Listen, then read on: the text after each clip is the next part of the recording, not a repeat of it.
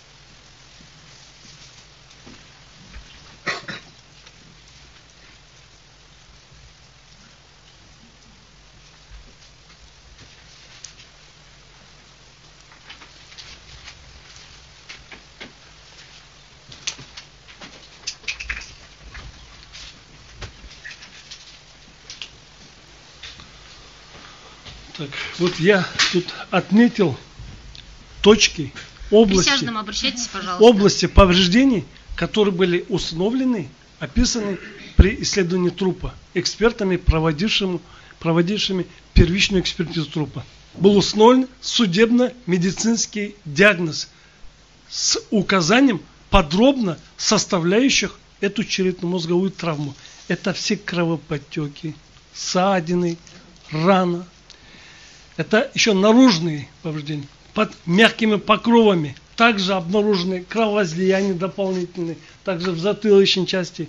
Эти все повреждения в судебной медицине рассматриваются как наружные контактные повреждения. То есть те повреждения, которые приводят к повреждению головного мозга потерпевшего.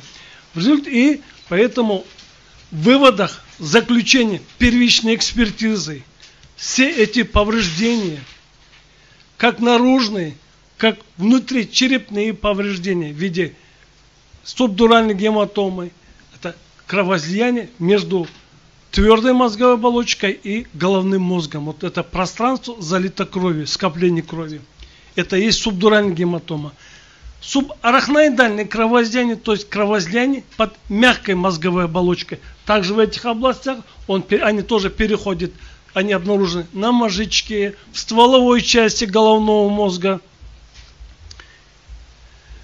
И травматический отек головного мозга и сдавление головного мозга вот этим большим объемом субдуральной гематомы. Оно придавило мозг. И это все в совокупности квалифицируется как тяжкий вред и указано, состоят в прямой причинной связи с наступлением смерти. То есть причина смерти, вот эта травма, вся вместе. Нельзя отдельно рассматривать это вся совокупность. Они, каждый из них, так же, как указано в первичной экспертизе, также они, вот эти все травмы, это удары, они взаимоотягощают друг друга. То есть после этого другой беж еще тяжелее. То есть все это в совокупности, как взаимоотягощающие, рассматривается как одна травма, приведшая к наступлению смерти.